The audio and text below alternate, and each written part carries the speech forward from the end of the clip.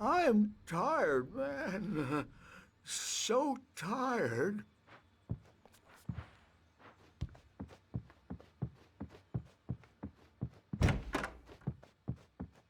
I'm a bad dream, and you can't wake up. You can't hurt a nightmare because all dreams are only imagination. They're only in your head, and they're not there when you wake up. So you can't wake up because I'm in charge now, and I don't want to disappear. My nightmare is the publisher people who want to make a contribution so they can say they made a contribution. And then we end up with mullets in there because they think mullets are funny, but it wasn't supposed to be about mullets, and now it's about mullets. And when it's in slow motion, they call it mullet time because the numbers came back from marketing that mullet time is the hook we needed to go big in the target demographic. And they're not even kidding. They say it all like serial killers with straight faces and smiles. My nightmare is the writers who want to make everything from the characters to the toasters talk, talk, talk all the time and express their feelings so they won't shut up. And the writers won't shut up either because they have feelings too. And I have to listen to them because they're not scared of me. And everyone should just shut up. Shut up. Shut up. But I don't see nightmares anymore because I'm too scary for them. I take 2 pills every morning and 1 with every meal and 4 when I go to bed. And that makes me the scariest nightmare of all.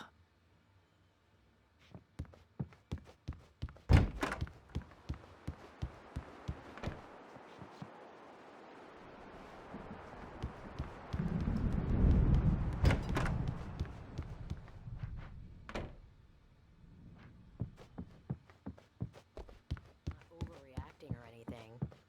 Well, he's the boss. I may need a hand here later on, Birch. The storm's bound to make you-know-who jumpy. You know how they get. Gotcha. The doc's got me looking after Wake here, but holler if they get too rowdy. I'll do that, Birch. Hey, Wake, why don't you humor Dr. Hartman and give the writing a shot, huh? Typewriter's in your room. You can get to your room by those stairs, Wake.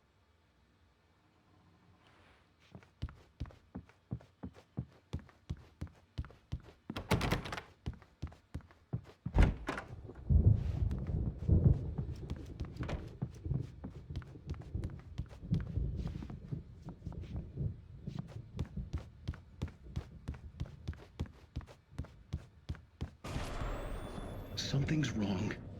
I'm not myself. It's hard to think that there's a shadow inside my head.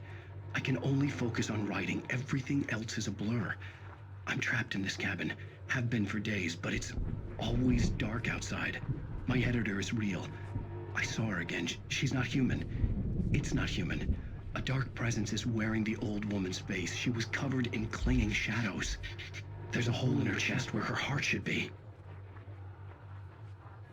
I think I've made a horrible mistake.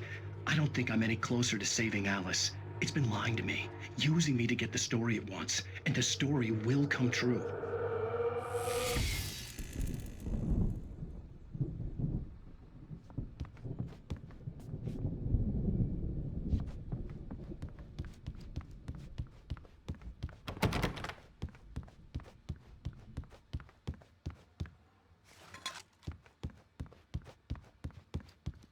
Hartman wanted me to write. I knew I couldn't, but I figured I should just play along for now. It was the only thing I could do with Nurse Birch watching me like a hawk. Hartman had mentioned that the power had been acting up. Maybe that was the reason for the generator and the work light on the balcony. The generator hadn't been activated, and there was no key.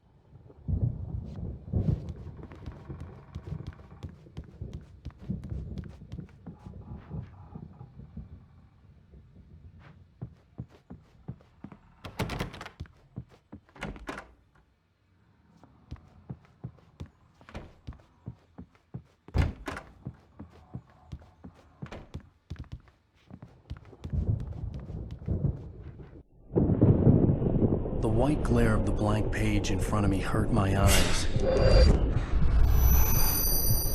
My hands began to shake uncontrollably. Everybody, calm down. Put that down. First, Hey, Wake, you stay here. I'm gonna go see what's up. You just keep doing what you're doing. Be cool, okay? I didn't know what the chaos was all about, but it could be my only chance of getting out of here. Oh, here it comes. I don't My hammer's up. know. Here's a friendly poke from Mjolnir, wench. Oh, afraid of the crazy brothers, are ya? Not so weak now, are we? Well, things are unraveling fast, aren't they? Ha ha! Nah. Hartman kept talking, giving Barry the grand tour, clearly proud of the place. He went on and on about his hunting trophies, and Barry was impressed. But he was here on business. He raised his voice, cut through the monologue. Hey, Hartman, where's Al? Hartman stopped in mid-sentence, annoyed at the interruption. He nodded at the hulking orderly standing nearby. The man smiled and clapped a practiced hand on Barry's shoulder.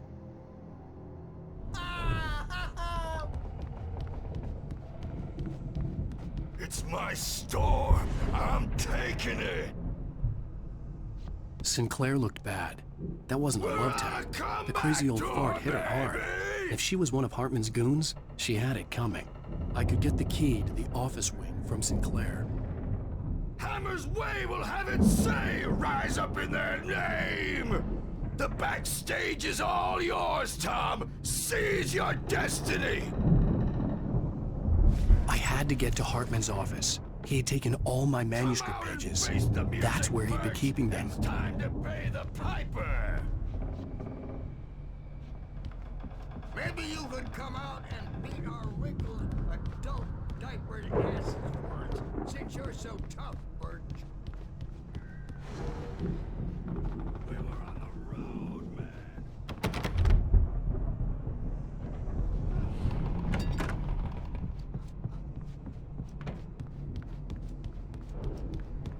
Yeah, you better hide, Birch. My wrath will break you. He's probably kidding, Birch. He's got a great sense of humor. Just ask Sinclair.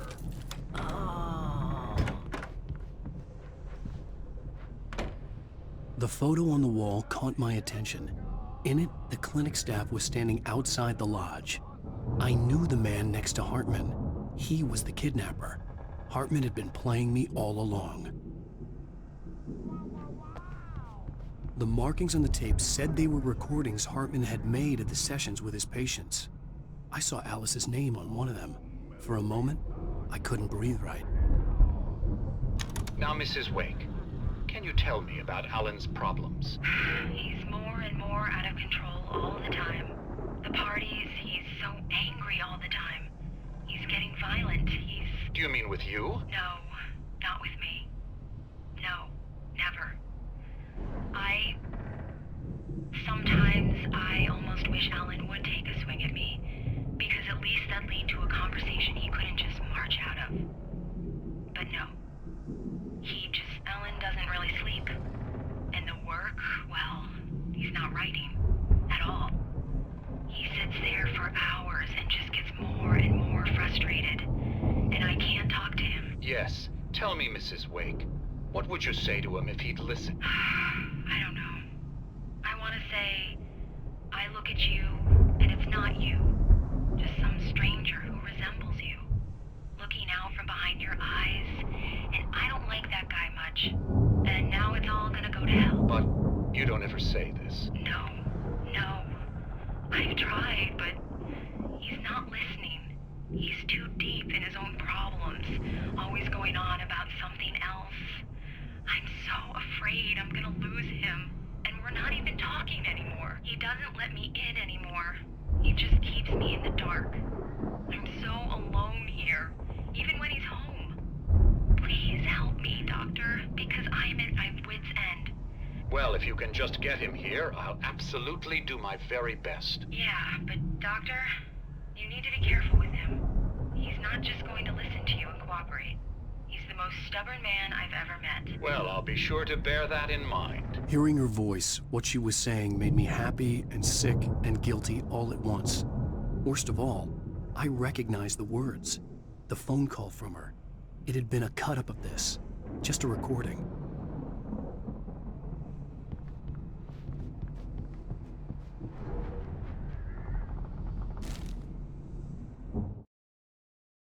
Hartman wasn't happy. Mott could see it in his eyes. He quickly lowered his own. He had made a mess of it, and he knew it. The shame of failure was hard to bear. He hadn't expected Wake to say he needed more time, and he blurted out 2 days, less than Wake had asked for, to show him who was in charge. But that wasn't part of Hartman's plan.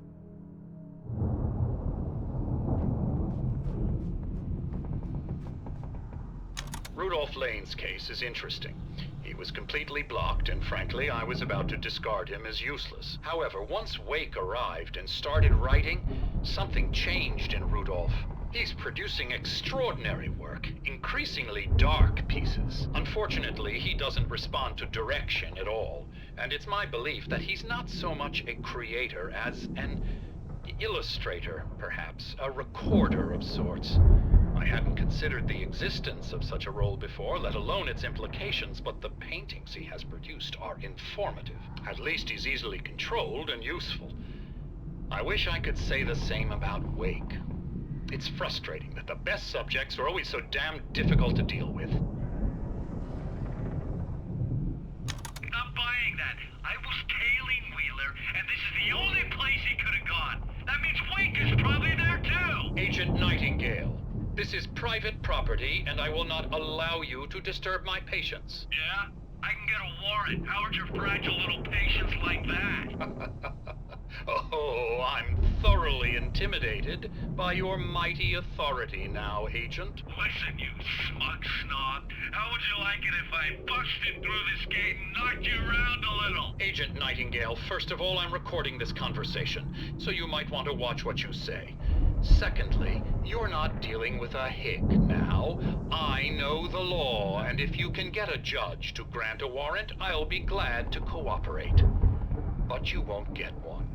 Be advised that any further communications with me are to be made through my lawyer. I don't believe this. Good day, Agent. Yeah.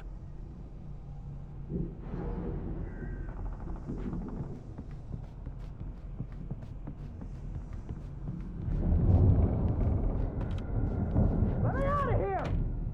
Hartman, do you hear me? I'm gonna sue your crazy quack ass to shreds! Seriously! Do you have any idea how much trouble you're in? I am famous. I represent a celebrity. They'll be looking for me. Oh, that's Barry? what you want? Ow! About time! Barry, man, am I glad to see you. We need to get to Hartman's office. It's right next door. You okay? Yeah. I mean, no! The cops found me at Rose's trailer, but they didn't hassle me too much. I'm obviously a victim in this, and I demanded to be treated as such. Or else I'd sue their asses. Speaking of asses, that vet gave me a real hard time, but I had no clue where you were. That guy's crazy, Al. But he let me go, and then I get a call from Hartman, that son of a bitch, who tells me you're here, and I should come pick you up, but when I got here, 2 goons clobbered me and stuck me in there. What's with the cutout? I stole it from the diner to piss off Rose after what she did to us. That'll teach her. Yeah, that's a harsh punishment. Come on, pal, we gotta get going.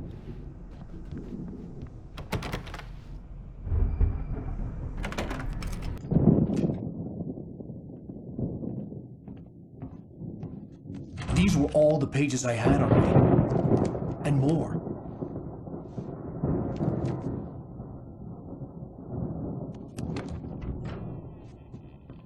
Alan, please. You're sliding back into the... Tell me one more lie and I'll shoot you in the face. Ah, well, it was worth a shot. Really, Wake, come on. Let's work together on this. You have no idea... Hartman, shut up! Barry, get out of here. I'll catch up with you. Get a car. Oh, Al, let's just... Go! Wake, listen to me. This is a mistake. Don't you see? Together we can create something absolutely wonderful. With your ability and mine.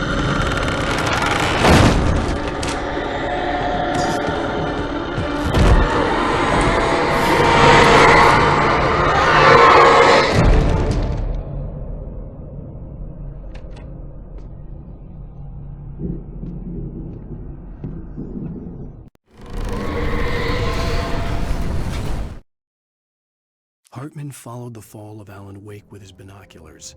When the rider hit the water, he ordered Jack to take the boat to him. The spot was easy to see in the dark, even with all the extra lights in the boat. The flare floated and kept burning even in the water. Jack turned the radio louder as the engine sputtered. The music was rough and clanking, something the Anderson brothers would no doubt have enjoyed. But Hartman chose to ignore it. Wake was finally within his reach. The dark presence would be on me in a moment. I had to find a way out.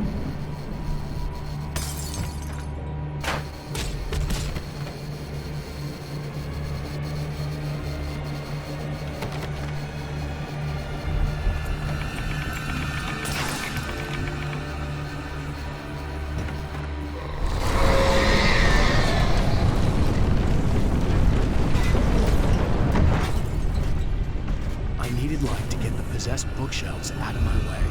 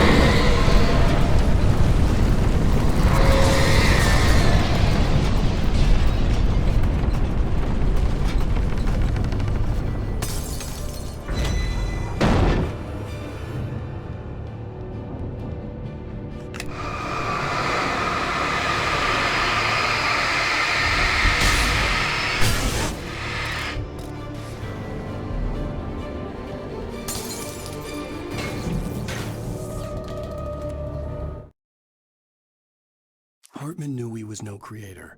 He had no ambitions on that front, and he certainly didn't want to end up like every artist he had worked with here, damaged in ways that were hard to describe, or worse. It was enough for Hartman to maintain creative control and provide direction, to be a producer. That was what most of these people were in need of anyway. Of course, suitable subjects were few and far in between.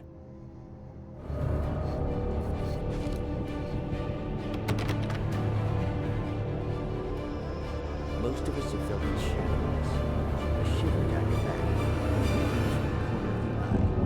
you can't find it on purpose, but take a wrong turn, board the wrong bus, wonder where you are when you wake up, and you will find yourself in a small town, Night Springs. Tonight's episode, the Doom's Merit. Sometimes, even the simplest things prove impossible. Consider, you get in a car and leave a life behind. Easy? Not tonight. Thanks for the ride, Mark. I'm so glad to be leaving this place. You have no idea. What, Night Springs? Come on, Linda. Relax. It's not that bad. Hey, what's that up ahead? Oh, God. There's someone in the road. I think there's been an accident.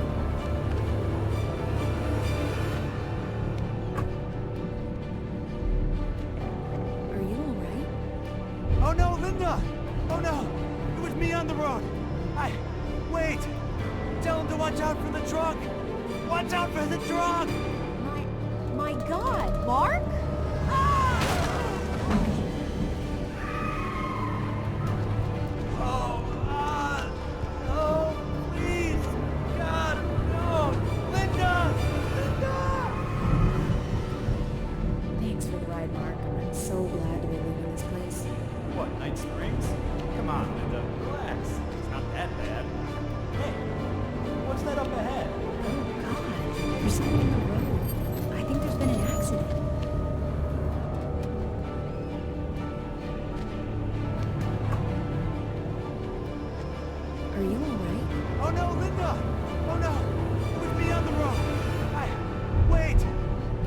watch out for the truck! Watch out for the truck! My God, Bart? And there you have it. A vicious cycle, brutally punctuated by the blast of an air horn and screaming metal. Many roads are dangerous, but none more so than one that leads away from Night Springs.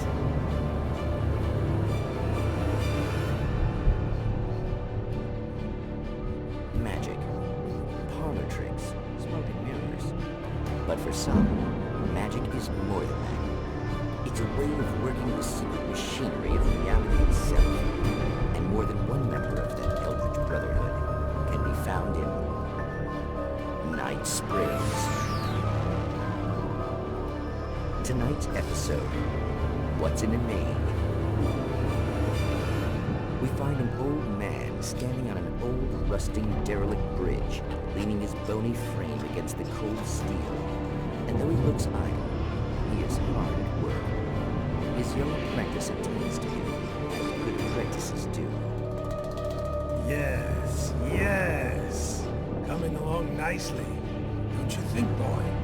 Yes, Magus. Sir, we've been getting some complaints. Are you defacing the bridge? Oh. No, I wouldn't do that. Sir, I can see the screwdriver in your hand and the scratches on the steel beams. You've been spotted doing this all over town. Yes, I have been very busy, but I'm no vandal, officer. Exactly what are you up to, sir? He's writing his name on the town. The youngster is correct. I'm writing my name, my whole name, the entire and complete description of my soul on the town. I'm almost done.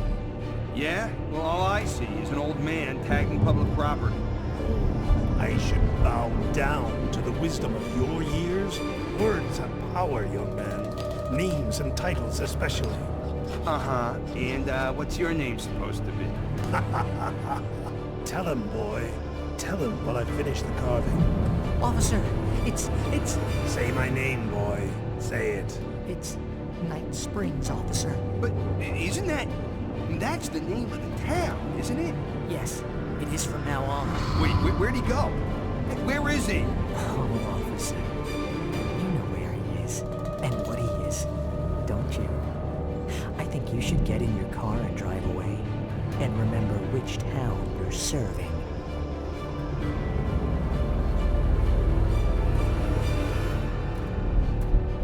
Your will be done, Magus.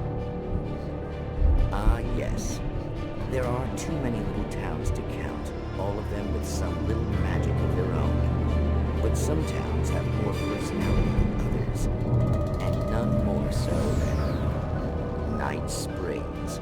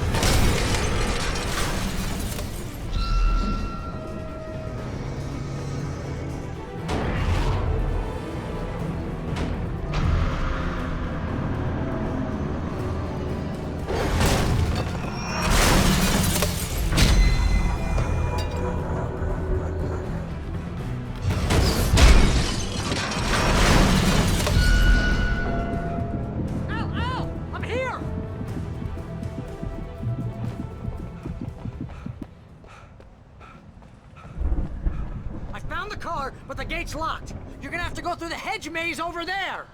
Barry, I don't have a light. Take this, Al. Oh, God! Look at the house, Al! Look out!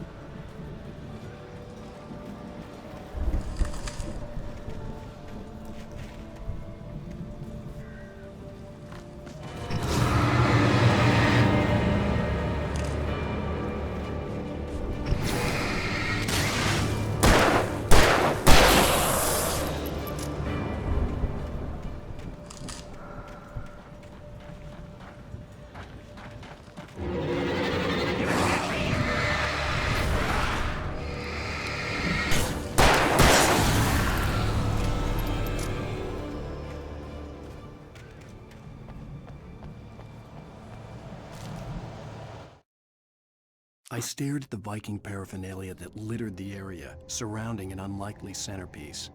A full-size stage complete with an impressive sound system with all the trimmings, including a dragon.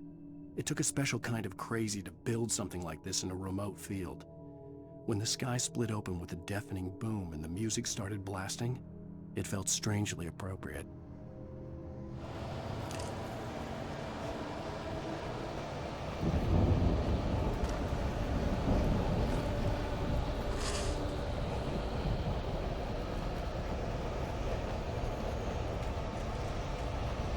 Be careful!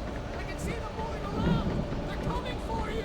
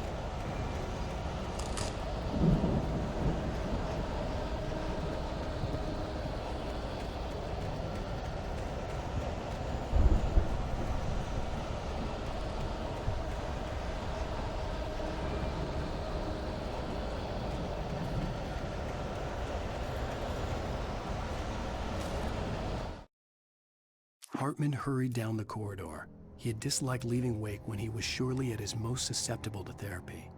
But this was not an ordinary storm. Wake had been writing, and he had woken something up in the depths of the lake. Now, it was coming for him. Hartman had naturally prepared for a situation like this. The idiot brothers would keep Wake distracted while Hartman double-checked everything, just to be sure.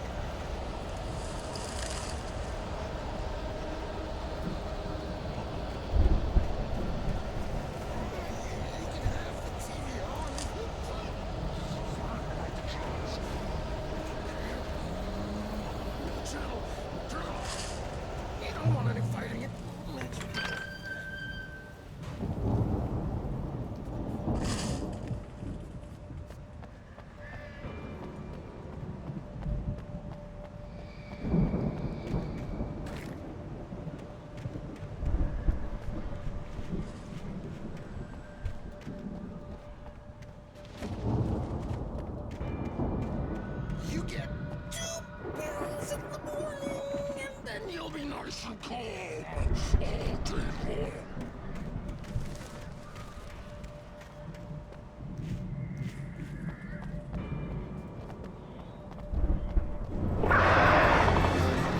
You get 3 barrels in the evening.